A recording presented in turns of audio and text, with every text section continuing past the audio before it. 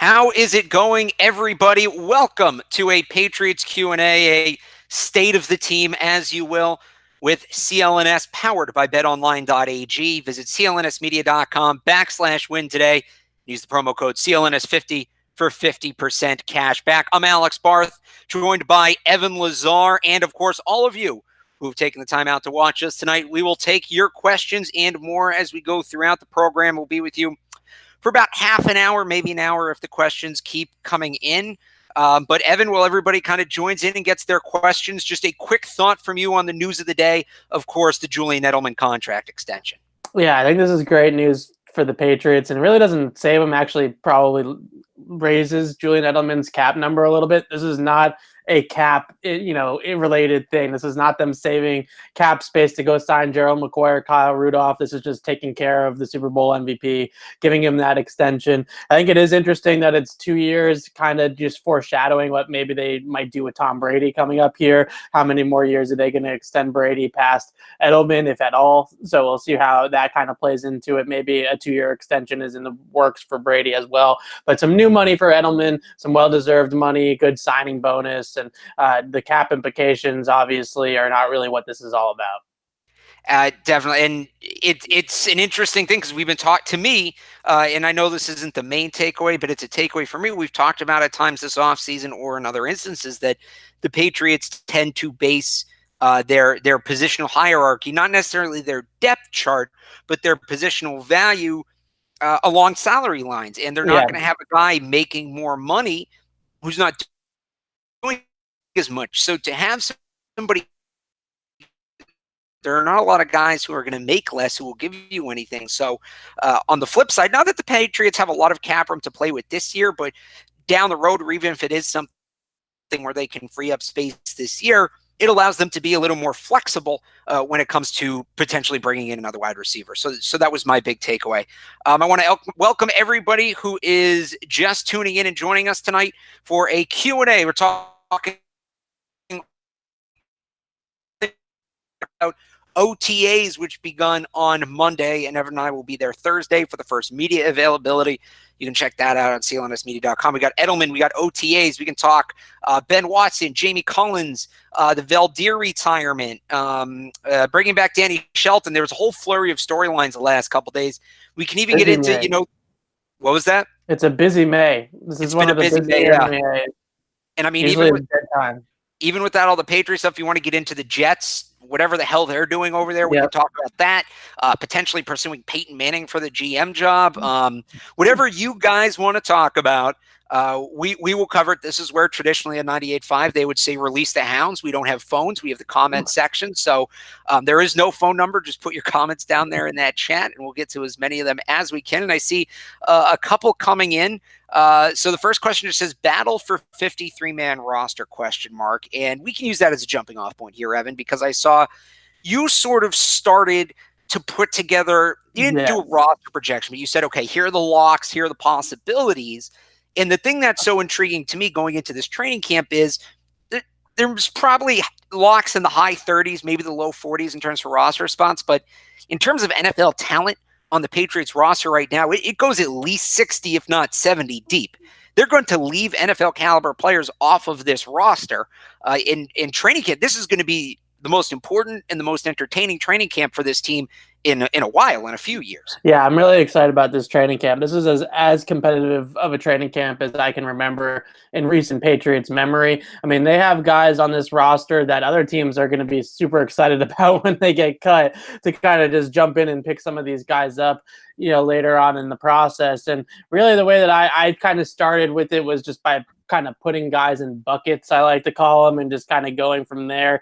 And really, when you start to narrow it down, the question really boils down to how many defensive backs is this team going to carry? How many quarterbacks is this team going to carry? And then how many special team specific players are they willing to carry? Because right now, the way that I look at it, there's 1, 2, 3, 4, 5, 6 guys that I would say have a very good chance to make the roster as essentially core special teamers. And that's Matthew Slater, Terrence Brooks, Nate Ebner, Brandon King, Brandon Bolden, and Keon Cross in the 7th round pick from last year.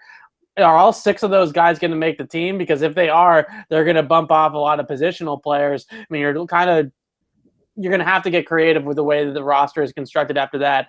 Kind of maybe carrying only 2 tight ends, maybe only carrying 4 wide receivers out of camp, stuff like that.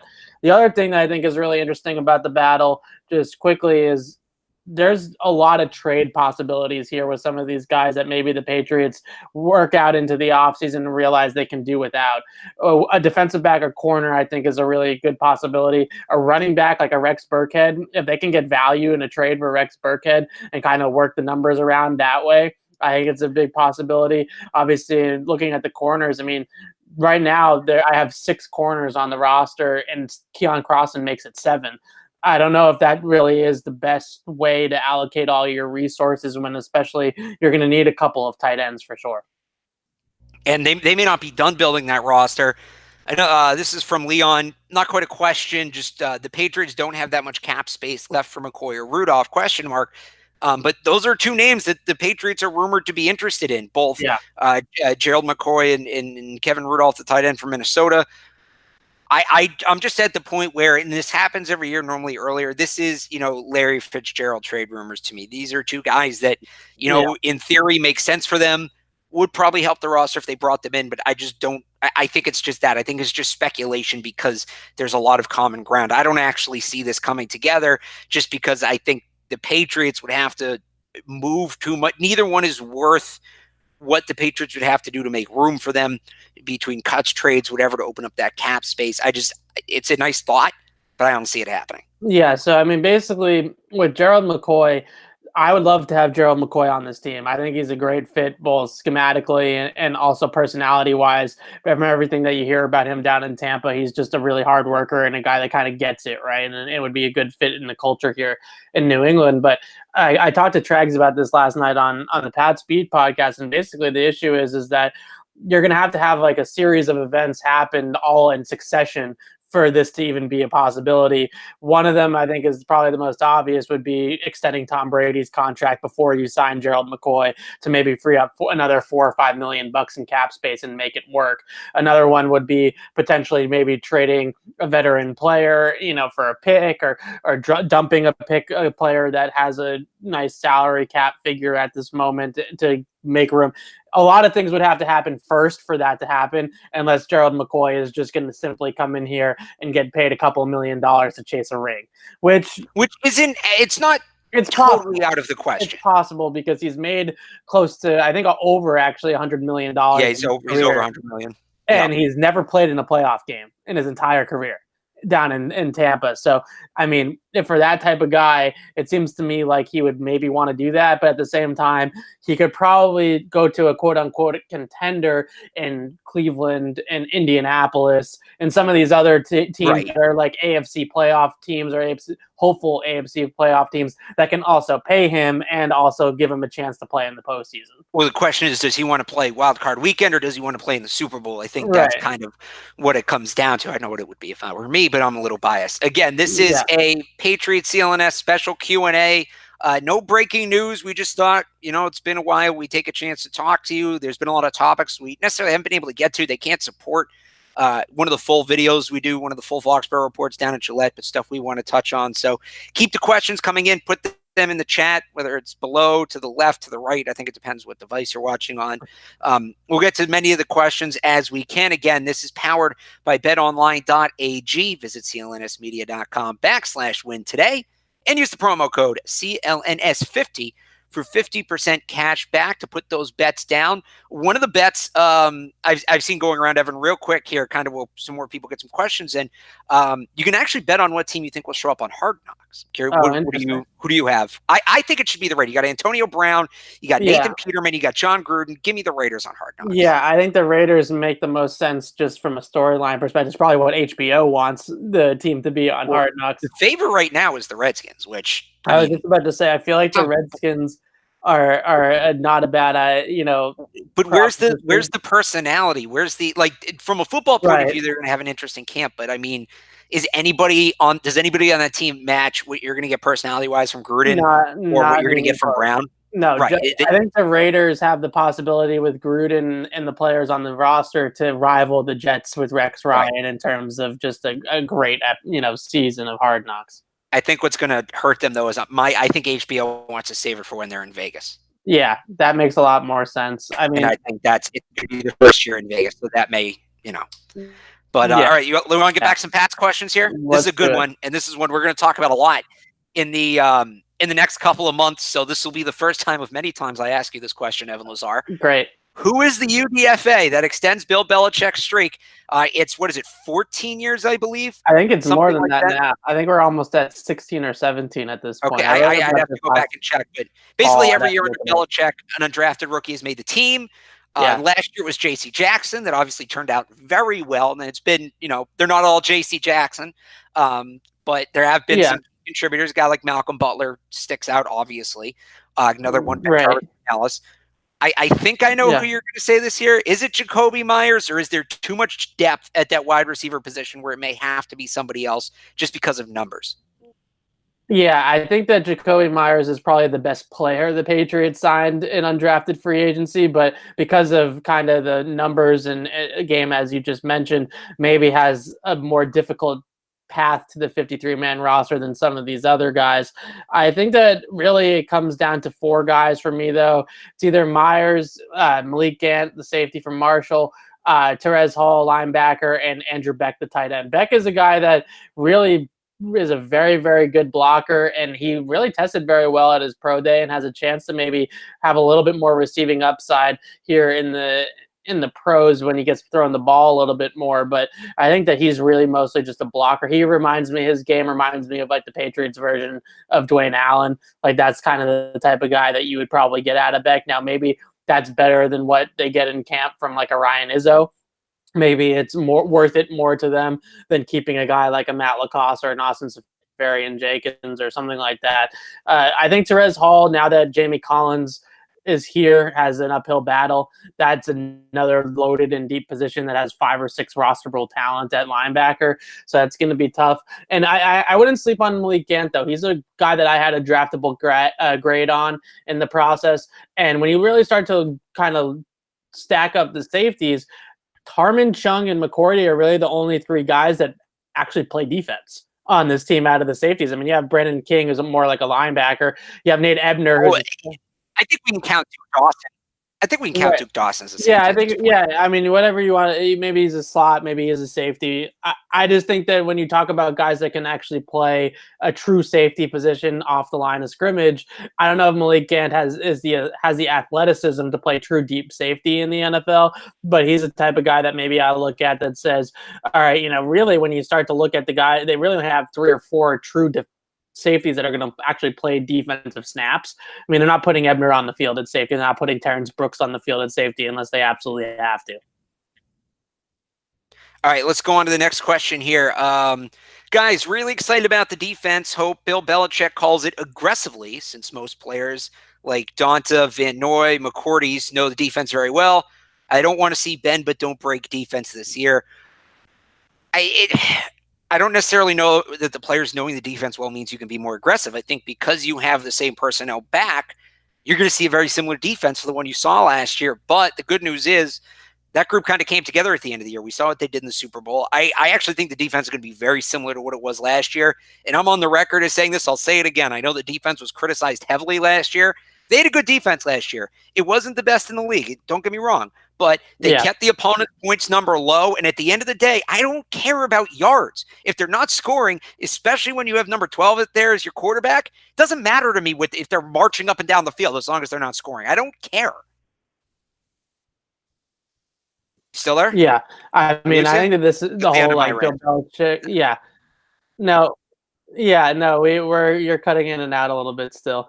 But yeah, I think that this is one of the most overrated narratives of the whole offseason is like who's going to call the defensive plays and what's the defense going to look like with Belichick instead of Brian Flores and all this kind of stuff. I mean, it's not like Brian Flores was like, didn't have a headset with Bill Belichick on the same channel. It's not like this guy was like just calling plays on his own and everything. Listen, I think Flores is a great defensive mind and deserves a lot of credit for what the defense did last year.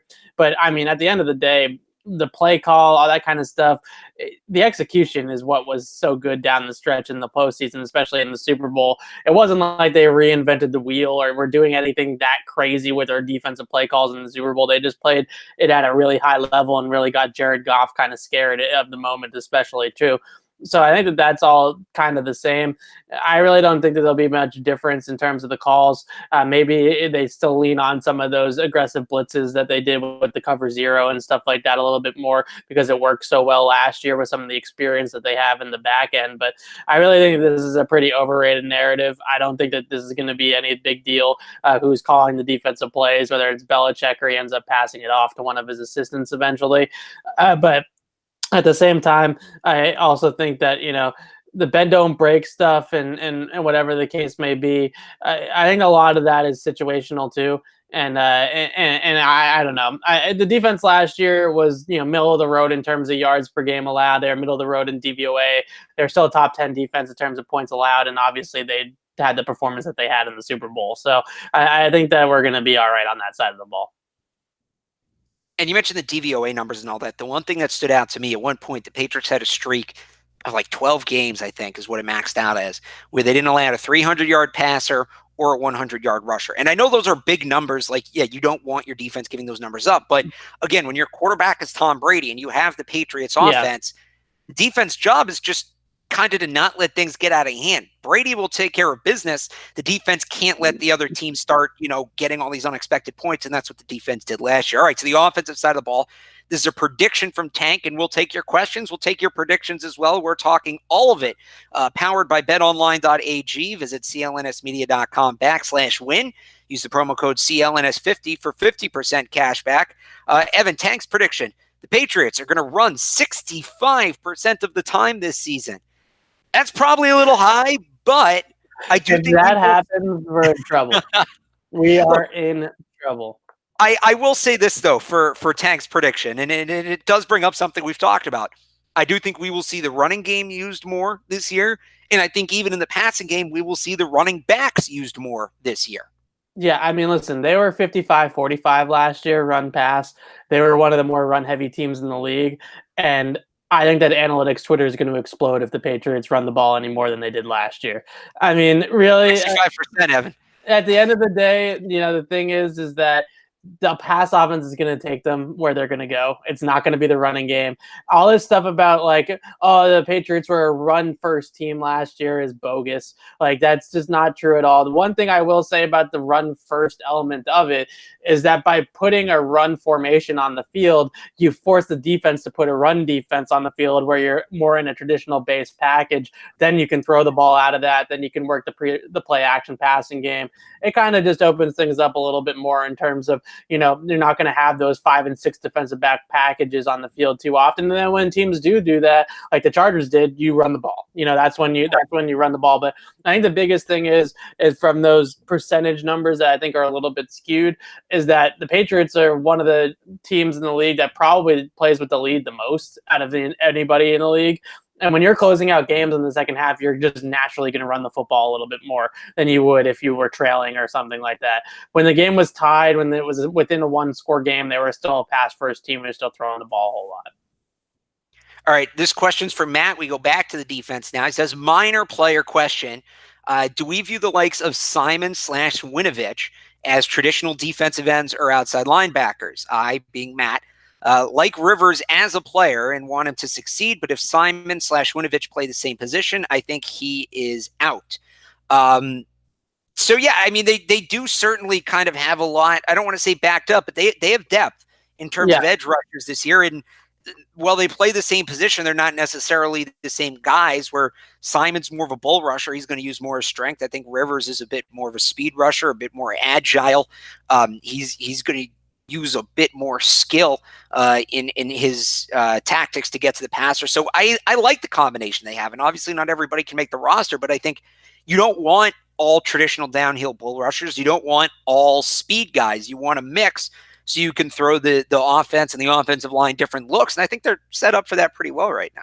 Yeah, just to answer the first question about linebacker versus defensive end, Simon and Winovich in my mind are linebackers in the Patriots defense. They're guys that you're probably going to want most of the time to be standing up on the edge in a 2-point stance and aren't going to be putting their hand in the ground too often. I think Winovich can put his hand in the ground a little bit more than Simon can, but I think that those two guys are essentially stand-up edge rushers in the mold of kind of more like a Roosevelt Colvin or a Mike Vrabel or Willie McGinnis, Steven, something like that, not as much of like in interior or more like a defensive lineman like a Michael Bennett or Trey Flowers or someone like that who will go down in the kind of roster breakdown as a quote unquote edge, but are more guys that are going to play with their hand in the ground and maybe even kick inside a little bit more.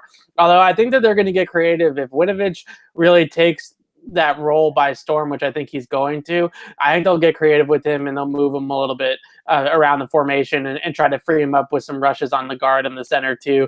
Kind of like what they did last year with Kyle Van Noy, where he's kind of rushing up the middle a little bit as well as rushing on the edge, and he's involved in a lot of those games, the twists and the stunts and the pick plays and stuff like that. But I think that those two guys are probably linebackers, just on the ball linebackers versus guys that are playing off the line of scrimmage like a Juwan Bentley or a Jamie Collins or someone like that. All right, we keep the questions coming, guys. They're great. We're going to pick it up a little bit so we can get to more of them. Stagaback, any Isaiah Wynn update? We'll have a better update Thursday when we see him on the field at OTAs, but I would imagine, especially after the Valdir news, and we have a question about that, we'll get to that in a second, I would imagine he's the starting left tackle right now. Yeah. The chart sits today. Yeah, Scar said that he was penciled in. We're not going to write it down in Sharpie quite yet, but they've penciled him in as a starting left tackle. From my understanding and from what Skarnecki said a couple of weeks ago, is not on the field yet. He's still recovering and rehabbing from that Achilles injury, obviously. But I think it was Jeff Howe threw out there today that he's hearing that they are expecting Wynn to be a full go for the regular season and hopefully for training camp in July as well, and end of July, early August. So all things point to Isaiah Wynn being the starter. I think that they really have now with Valdir, just to kind of segue into that too, they have a pretty big hole, I would say, at that third tackle, swing tackle position, especially when you factor in that Yadni Kajust is also coming off an injury and has just had calf surgery, I believe it was, in the off season. So he's also on the mend. At the same time, though, I think it's important to remember that no one's throwing actual blocks yet. This is May. These are non-contact practices. You're wearing helmets, but you're not wearing pads. They're not throwing the first block until July. So they have some time to figure out who's going to kind of be on this depth chart. And maybe we're sleeping on somebody that, one of these guys like a Cedric Lang or a Tyree St. Louis or, whoever the case may be, maybe one of those guys steps up. Cole Croston, another guy that they've like. Is it Tyree St. Louis or Tyree St. Louis? St. Louis. I don't know. Okay, we're going to have to figure that out. Because it is one of the best names on the team. Yeah. Maybe we're sleeping on him. Maybe Cole Croston's a guy that can step up. He's been kind of back and forth from the active roster to the practice squad the last couple of years. They've obviously kept him around because they feel like he, is worth keeping around. So we'll see what happens. All right. Again, keep those questions coming, guys, in the chat. We'll keep going as long as you keep bringing them to us. Rensis wants to know, can Gerard Mayo potentially be a future defensive play caller? I mean, he wore the green dot as a linebacker. I would imagine so. Yeah, that's kind of the guy that I think we should all be looking out for in the preseason to potentially call some of the plays during games in that portion. I mean, I think that him and Brett Bielema are probably the two most likely guys to kind of take that role by storm and kind of pry it out of Bill Belichick's hands. Obviously, I wouldn't sleep completely on Steve Belichick either. If Bill Belichick feels like the sun is ready, then you never know.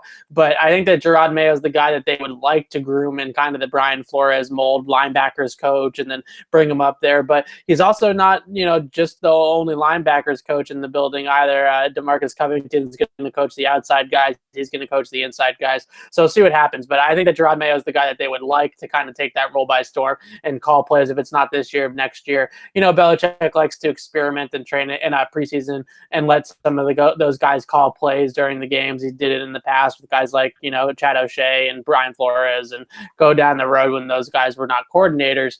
And I think they probably do something similar with Gerard Mayo. All right, how about a linebacker currently on the team, Kyle Van Noy? after Edelman, a lot of people are thinking that, Tom Brady's the next one due for an extension, and he is, but what about your boy Kyle? Yeah.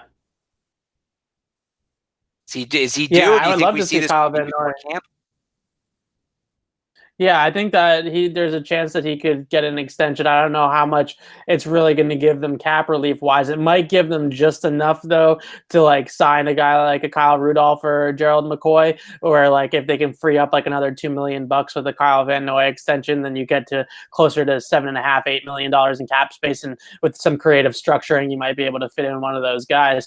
I think that Van Noy has earned it. I think that he's kind of one of those guys too that is a little bit more, outward with his opinions than some of the other players on the team, and has a little bit more personality. And in that sense, I think last year, Alex, you'd agree that he kind of took on like, a little bit of the personality in the media, especially of kind of talking smack back to the doubters and talking smack to some of the people that said that they had no talent. He was the spokesman of the team after the Super Bowl. Yeah, he was 100%. I think he was the spokesman of the team on defense, at least for most of the year. So I think that that's, a possibility for sure. All right, we haven't talked about N'Keal Harry yet. And I think a lot of people want to know about him. Specifically, Kevin wants to know, well, he said Keneal, and I'm done making that mistake. I made it at the draft a couple times. I think I'm good. I have it auto-changing in my phone, so it'll automatically put it in with the apostrophe and everything. I'm good. I recommend everybody else do that too. But is N'Keal Harry a potential Rookie of the Year candidate? I'd imagine so. I think anytime you have Tom Brady throwing you the ball, hot take that a receiver that Tom Brady's throwing the ball is going to be good. I think that he's going to absorb and take in a lot of the route responsibilities held by Rob Gronkowski last year. I really do. I don't know that he's going to put up the same, or I do know he's not going to put up the same production. He's not Rob Gronkowski. I mean, last year Gronk's production wasn't that great. I mean, you know what? That's fair. He could potentially be in the neighborhood of what Gronk did last year. I'm thinking like prime Gronk, but no, I think the Patriots are going to give him – I don't think they're going to hide him like they've hid rookie receivers in the past, even high draft picks. I think the Patriots are going to give him every chance to succeed because, frankly, they need him to. Yeah, I don't know if he's the Rookie of the Year, but I see his season going a lot like Sony Michel's last year. A guy that is 100% involved in the focal point of the offense and somebody that they're trying to get involved and get touches. But, maybe there's some kind of growing pains early on in the season, but I think that eventually he'll be a guy that will be, one of the 4 or 5 guys that's on the field that when in crunch time, when you put those 5, pass catchers on the field, who are they? N'Keal Harry is definitely going to be in the mix there. I'm more interested, in terms of Rookie of the Year stuff, we'll see, but I'm more interested in what role and what position exactly they have in mind for him. Is he going to play the X? Is he going to play slot? Is he going to play more like a Z, like a Julian Edelman type role, and they move him around the formation? Is he going to be more like an X like Chris Hogan was, who's playing both slot and on the perimeter, or is he going to be an X more like Josh Gordon was, who was exclusively for the most part on the perimeter? So I'm really interested to see how they use him as a chess piece. And you don't want to take too much away pre-snap motion wise from Edelman, because that's partially what makes Edelman so great, is that they do bring him in all those types of unique motions. But I think that N'Keal Harry is the type of guy that could do similar things. Well, let me throw out another name there. You mentioned Chris Hogan and Josh Gordon. And this is going back a little bit, but what about Brandon LaFell and kind of the role he had?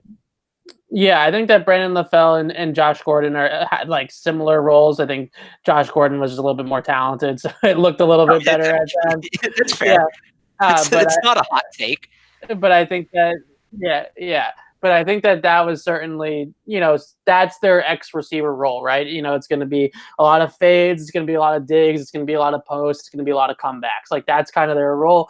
But I also think the one thing that they'll throw in there with N'Keal that was, maybe a little bit different, although Brandon LaFell caught some screen passes in his day. They didn't really ever unlock that completely with Josh Gordon. They tried those tunnel screens a bunch with him. I think that they're going to give N'Keal Harry a lot more opportunities to make plays with his feet, after the catch on those screen passes, because he was so good at those in college. All right, again, keep those questions coming, guys. Alex Barth along with Evan Lazar. This is a CLNS Media Patriots Q&A. We will stay with you guys as long as the questions keep coming in. We're powered by betonline.ag tonight. Visit clnsmedia.com/win and use the promo code CLNS50 to get 50% cash back on your first purchase. I got to find the question here. Where'd that one go? There was a good one. Oh, here we go. Tank Jackson. Does Adam Butler make the roster? He was a huge non-factor last season. I don't know that that's true. I think Adam Butler has an important role. Adam Butler, a non-factor? Yeah, the reason it was a good question for me is because I was curious kind of where you thought that came from. He's not a 3-down player. If you're expecting him to be that, that's not what he is. But what he brings as an interior pass rusher on 3rd down, even 2nd and long, he doesn't have much competition for that right now. The only one might be Byron Cowart, but he's still a better player than Cowart is. I actually think the opposite of this. I think Adam Butler is due for a massive breakout year this year. Yeah, no, I think that saying that Adam Butler didn't do anything last year is completely false.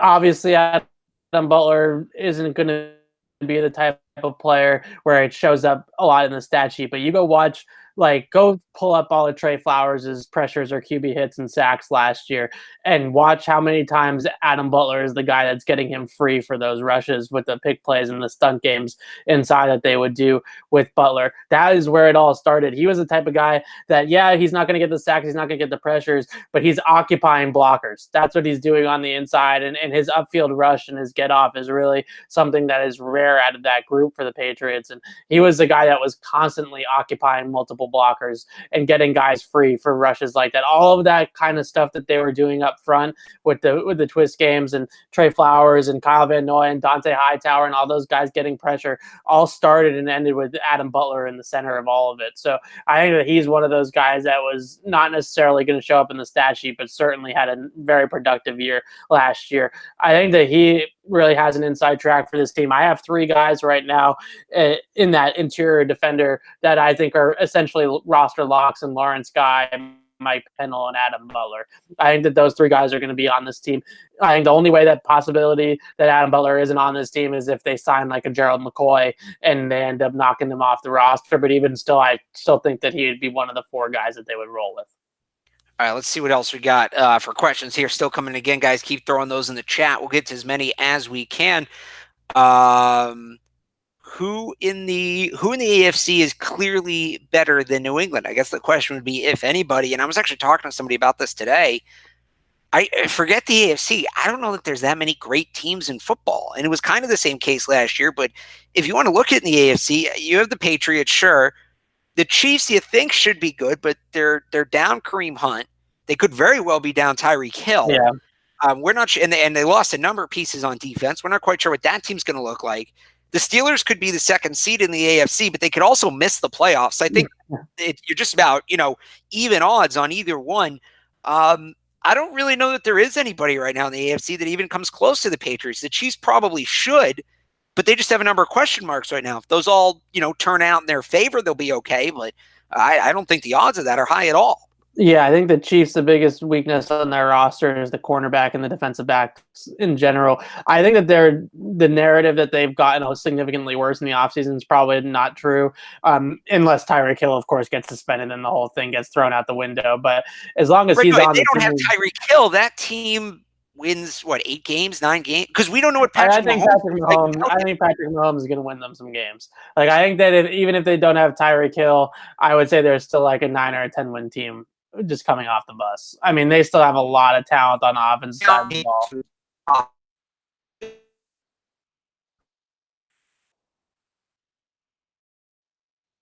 Are you there? We have some technical difficulties. He kind of rejoined. Yeah, are you back? I got you now, I think. You there? Yeah, I got you. Okay, there we go. It's the first one. We'll figure these out. Yeah. But kind of back to the point. Is there anybody who could really, if everything goes, injuries aside, who is the Patriots' biggest challenges here in the AFC? I still think it's the Chiefs. I still think that they'll be the team that'll be there. But really, the Patriots have the best team in the AFC. I don't think that that's a hot take. I think that that's just they have the best coach, who's also the best GM. They have the best quarterback, maybe besides Mahomes, but certainly the best playoff quarterback is Tom Brady. They have really the best roster top to bottom, I think, in the AFC because although they may not have the top end talent that some of the teams like the Chargers, the Chiefs, or even the Browns have, they certainly have the depth and they have a roster experience all across the board, really at every position. They don't have, I mean, maybe you could argue that wide receiver or tight end is not particularly strong, but they don't have any glaring holes on their team as long as everything works out at left tackle.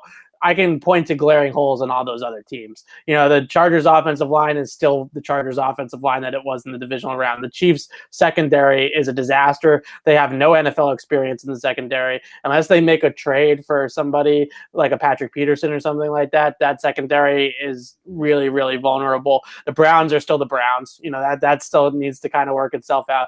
I think the one team that, and I know that, a lot of New England fans are going to kind of put in the same categories, maybe the Chargers, is the Indianapolis Colts. They just have a nice team about them. They have a really good roster strategy to build the team as well. So I don't think that those guys are necessarily big time threats to the Patriots, but they'll be a playoff team again. And another team that's not a big time threat, but the Houston Texans have talent. They have roster talent certainly, and they've shown in the past with Deshaun Watson that they can be dangerous. But we'll see if Bill O'Brien can ever beat Bill Belichick, which I think is still up in the air. Yeah, the thing with those AFC South teams for me, the Colts and the Texans, if you want to throw the Jaguars in there too, you can. I'll believe it when I see it. When those teams actually show up. Well, I think the Chargers and the Browns are in the same boat. Until those teams actually show that they can win anything in the postseason, the Browns obviously. You can put the Browns in there because they're really young.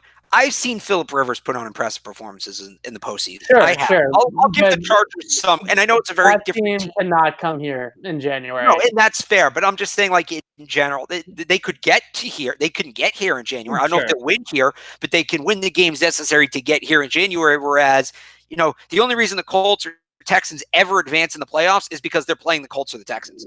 They don't beat anybody outside of their own division in the playoffs. Al wants to know, and I think it's relevant to this conversation. And I know you hate doing this, but I'm going to make you do it. Oh, great. Do you have a wins prediction for the Patriots this season? Oh, man.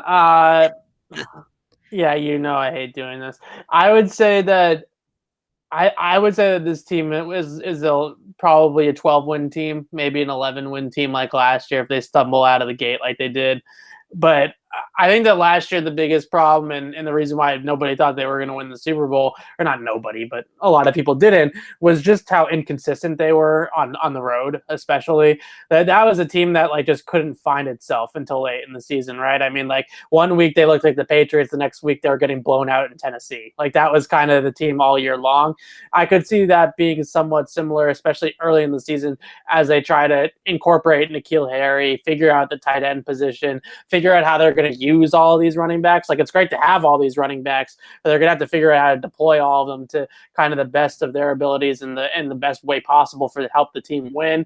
But at the end of the day, I think that they're easily an 11-win team. And what I love most about this team, other than obviously Tom Brady, is just how well they're built on the line of scrimmage. This is really a team, offensive and defensive line, that might not have the studs, the Aaron Donalds and those types of guys, but they have a lot of depth and a lot of NFL caliber talent on both sides in the trenches. So that's always good news.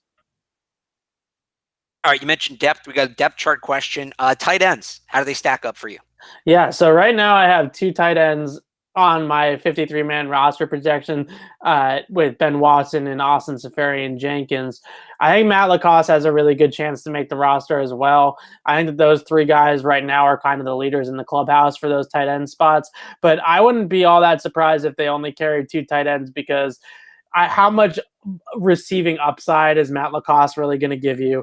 We know that Ryan Izzo and Andrew Beck are exclusively blocking tight ends. They're not going to give you much receiving upside. And then you also remember you have the fullback. You have James Devlin, who's essentially fullback, tight end, whatever you want to call him. He's a blocker, right? So you can kind of just incorporate him into that kind of blocking tight end role a little bit too. It's basically kind of the same thing as what Dwayne Allen gave you last year in a lot of senses. So I think that there's a chance that just to make the numbers work, that you could only carry two tight ends out of camp. And then maybe if they're desperate, kind of work a trade at some point for somebody down the road. Well, let me ask you this about Seferian-Jenkins, though.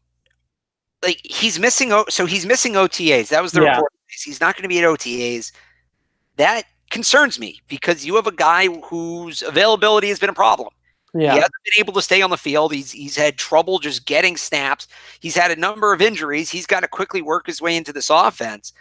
I don't know that Seferian-Jenkins is a lock. I would not call him not a lock at all. He's lock is Ben Watson, and that in itself is concerning. But I would not be surprised if you see Ben Watson, Matt LaCosse is kind of your in-between guy, and then one of the blocking tight ends. I don't think the Patriots feel like they need Austin Seferian-Jenkins on this roster. I think right now he has to prove to them that they need him on the roster, and not showing up at OTAs is not the way to do that. That's how you're going to get lapped. That's how you're going to get passed by one of the younger players. So I was kind of borderline on Austin Seferian-Jenkins. Seeing he won't be at OTAs, if I was projecting the roster today, I'd probably have him off. Yeah, I mean, I think that Kevin Duffy had the report about him not being at OTAs, saying that it was a personal matter that was keeping him away from practice this week. I agree with you, though, 100% on everything you said about him not being a roster lock. I mean, the Patriots only gave him $50K guaranteed.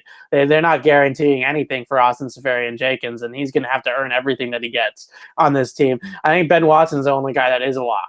He got paid like a guy that is like a low-end tight end one to them, a low-end starting tight end in the league. He's going to be on the team. He's going to be the primary pass catcher out of that group, I would think. But at the same time, I think that Seferian-Jenkins probably has the most upside out of anybody in this group to actually like be something in the passing game, more than just kind of like a safety valve or like a fifth receiving option or something like that in the progression. A guy that could actually, be a red zone threat and is athletic and certainly has some upside to him. But yeah, I certainly think that the Watson, Lacoste, Ryan Izzo / Andrew Beck blocking tight end third guy in there, that's a very good possibility, I think, as well. They like Lacoste. I mean, I don't know what they like about him. You know me. I turned on the tape from him last year, and I tried to pick out anything good that I could see from him. 90% of the catches that he had last year were wide open, like schemed open plays or busted coverages or whatever the case may be, or just like simple dump off type throws. I mean, there's not a whole lot of like excitement on his tape. Whereas like you could watch a guy like Maurice Harris and like pick out a few games over the years where you're like, oh wow, this guy popped. Like this guy's got some skill. Matt Lacoste looks to me like kind of, just a guy that checks a lot of boxes. He's a bigger guy. He has natural hands. He's got some speed to him. But I don't know. It's tough to watch anything of his last year and say that he showed any promise, to be honest.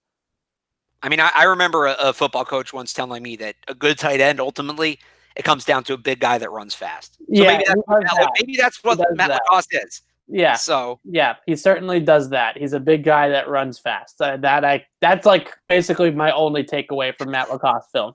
But if Belichick can turn that into something, maybe that's what he sees. Maybe he sees a guy that hasn't been used properly. We know he's done it before. All right. This is a very good question from Leon here. And this is another one of those questions that I'm going to ask you now. This is the first time I'm going to ask you. I'm going to ask you on the Foxborough Report, which you can find every episode on CLNSmedia.com and on the YouTube page. I'm going to ask you a million times in the next few months, Evan. How many quarterbacks are the Patriots keeping on the roster? Do they go 2? Do they go 3? Is it 3 plus the practice squad? Is it 2 and 1 on the practice squad? I mean, how does this whole thing balance out? I think that right now, the way I look at it is that the best case scenario, as long as the numbers work out, is that they carry 3 quarterbacks. Brady, obviously, Hoyer, and Jarrett Stidham. I think that Stidham has the opportunity, though, in the summer to push Brian Hoyer for that backup spot and maybe knock him off the roster. I put Hoyer as a lock the other day, and a lot of people came at me for it.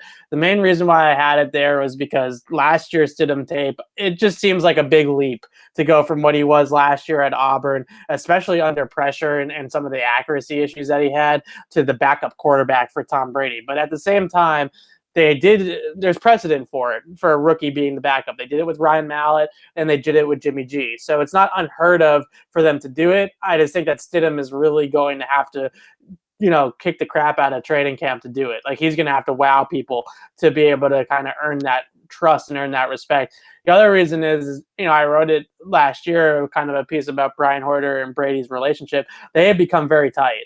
And that's a relationship that they have kind of fostered over the years, to the point now where Brady actually asks Hoyer to take on some of the game plan and some of the film study responsibilities that kind of spill over, to give him some more preparation and give him another kind of set of eyes on some of the things that they're planning for every single week. That's a big part of being the backup quarterback, is being the scout team quarterback and then also being like another set of eyes for the starter.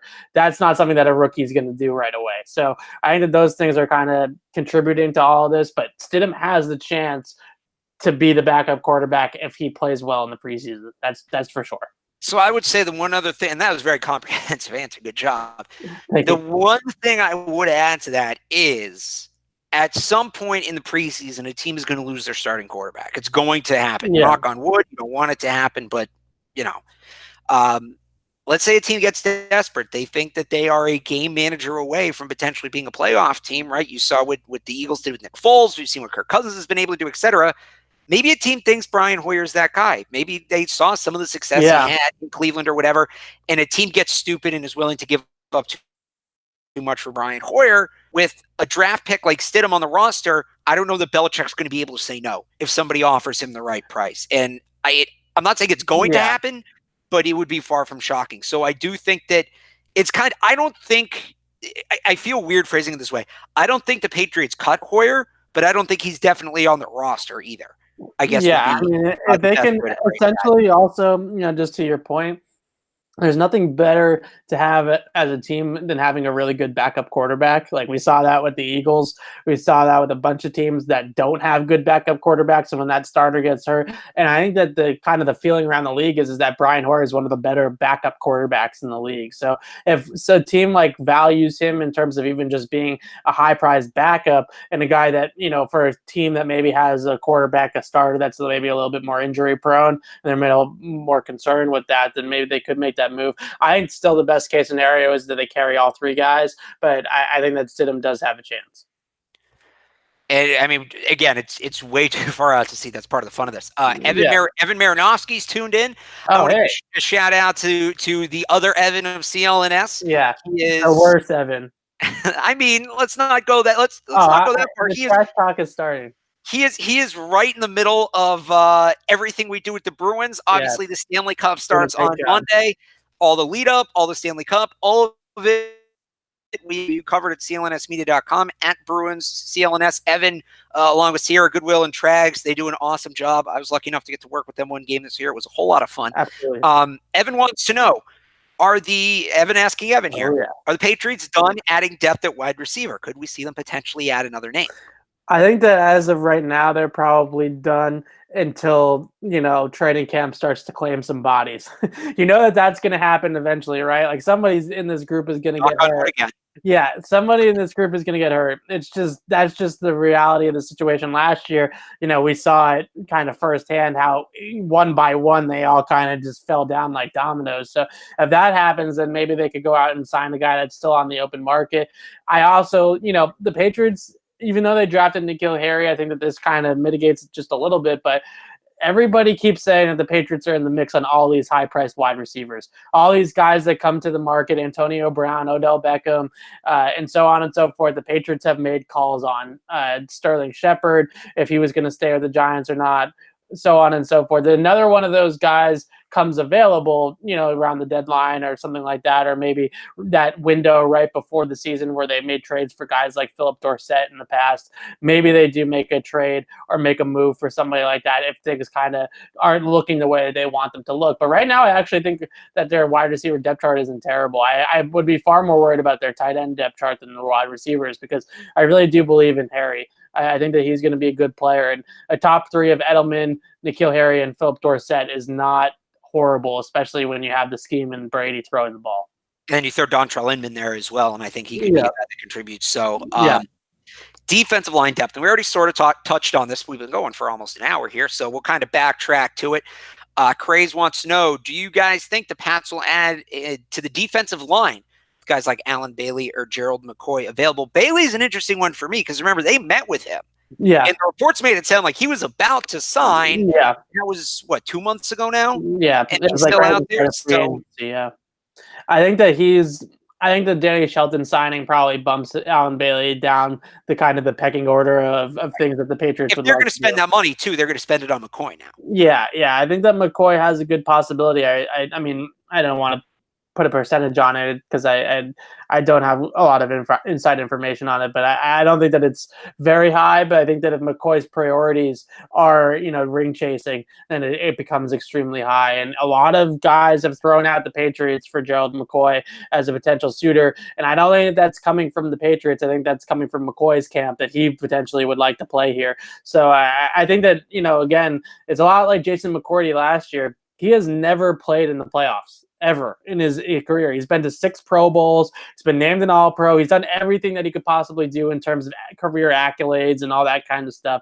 Never played a playoff game. I think that he's going to want to change that with wherever he goes.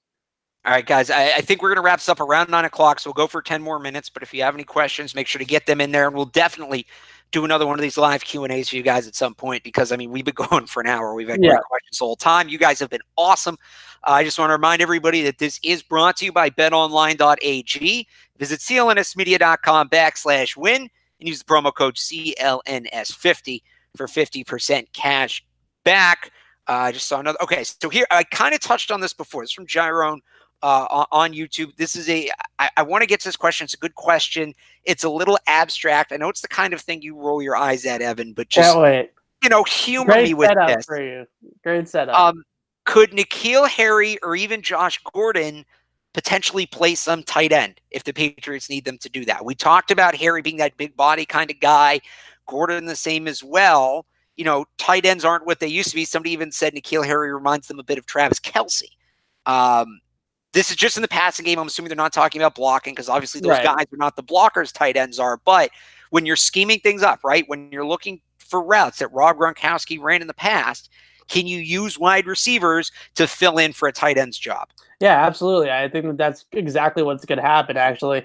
But it's not. They're not going to be putting their hand in the dirt and playing inline tight end, right? Like, that's not happening. They're not. But hang on, and I know that's not what you want, but let's say you bring that out on a third down just to throw the opponent off. Okay, well, yeah. Is that going to give the opponent pause if N'Keal Harry comes out there in a 3-point stance? As a wrinkle, sure. As a game plan wrinkle, or maybe something that they save for the postseason. I'd actually be way more. I'm expecting to see N'Keal Harry in the backfield more than I'm going to expect to see him there. So like Cordero Patterson. I hate to bring up this name, but like an Aaron Hernandez. No, that's fine. I've been saying for a while that they're looking for that guy that they can use like they used Hernandez. Yeah, I think he has that kind of move tight end skill set where he can play big slot. You can move him around the formation a little bit, but one of his best skills is certainly winning outside the numbers with the contested catches. Those are obviously inherently inefficient passes, so you don't want to live and die on those. We saw that with Josh Gordon, in that Tennessee game, especially with Brady just lofting up jump ball after jump ball and how inefficient it can be. So that's not something you want to rely upon. But I think that they're going to get creative with N'Keal Harry, certainly. And the seam balls, the crossing routes, the stuff over the middle, the play-action passing game, like the little digs and the inside crossers that they would run with Gronkowski, those are going to be in N'Keal Harry's wheelhouse and right in the types of things that he's going to do. I just think it's going to be coming more as a big slot and a guy that's in the 2-point stance most of the time. Although he can block, and N'Keal Harry is a good blocker. He's a big dude that has good effort in the blocking game. I just don't think that you're going to see him blocking inline tight end and taking on linebackers. I really don't want to see that. No, thank you, unless it's very game plan specific. That's the thing. I don't hate it as a wrinkle, kind of a tackle eligible sort of thing. If you hide him there in a 3-point stance next to the tackle and you're the defense looking at that and you're not ready for it, that's maybe a way to get him one-on-one with the linebacker. Yeah, I mean, the rare thing about him... Is it not? Yeah, and I think that that's kind of the idea of playing him as a big slot, is that you can get him against some linebackers and against some safeties, certainly against zone coverage, and get some of those favorable matchups on the inside that they get for guys like Julian Edelman and for Gronk, obviously, throughout his career.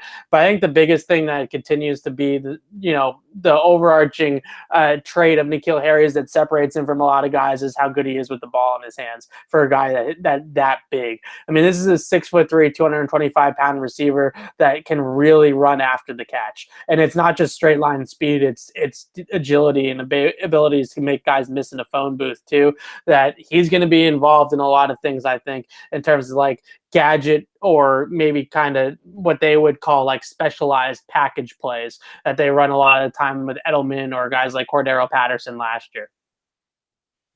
Hey, by the way, you are getting a lot of love for the Hernandez comparison. People think that's it's not. I hate to bring it up, obvious for obvious reasons, it's fine because if it's an apt X's and O's football, and we don't need to get into the details. If it's an apt X's and O's football comparison, and it's a better comparison than anybody else from a pure X's and O's point of view, then I don't hate it. It's nothing like I remember I was watching the NBA draft a couple years ago, and they compared this one guy to some player from the 80s I'd never heard of, and that's because the guy washed out of the league in 2 years because of drug problems. And this was like a top 5 pick.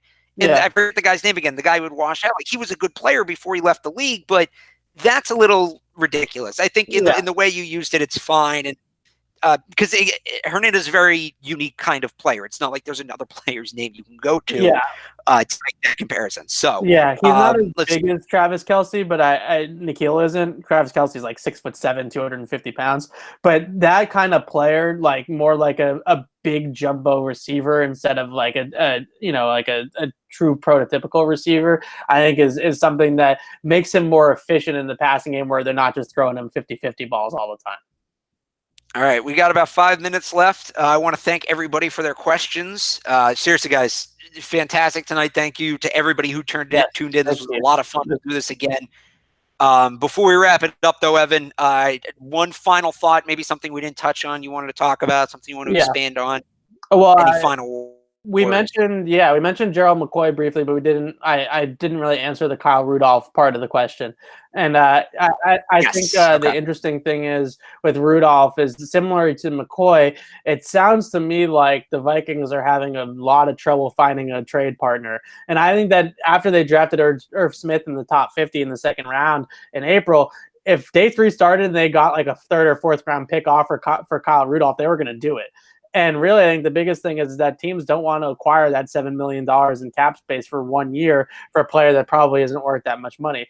Long story short, I think there's a chance that Kyle Rudolph's just going to get outright released at some point here in the offseason. So that kind of juggles do you want McCoy or do you want Rudolph? I think McCoy's a little bit of a better player, but Rudolph certainly addresses a bigger need. So I think that he's a guy that you can't sleep on just getting outright released. And then, in turn, you're not giving up any capital to get him, and the salary cap implications are certainly going to be a lot less than the $7.5 million that he's going to be due. He's not going to make that much money on the open market at this time of the year. So I think that's something to monitor going forward. And I think it's a fascinating decision if they do kind of have Gerald McCoy on one side and Kyle Rudolph on the other, and they can pay one guy and they can get both. Who do they go with? Again, I think McCoy's a better player, but I think that Rudolph is probably the bigger need.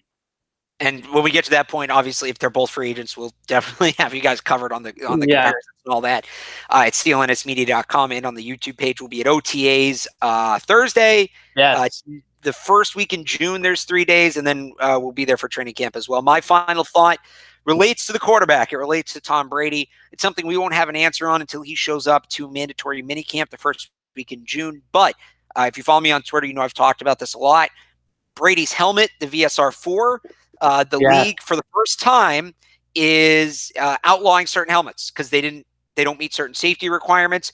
Saw Brady try to switch helmets last year. He was kind of trying to get ahead of the inevitable. Didn't like the helmet. Went back to the VSR4, and when asked about it, he said he'd fight the league to be able to wear his helmet. Steven Gostkowski is another one. He's going to have to wear a new helmet for the first time in his career, and helmet's important to a kicker. You got to get your head around to look up, and the weight difference can change everything. But I'm going to be interested to see when we see those guys out on the field, what kind of helmets are they wearing specifically with Brady? Because I think the Revo Speed Flex, which is the model of the helmet he switched to, I think that gave him more trouble last year than he let on.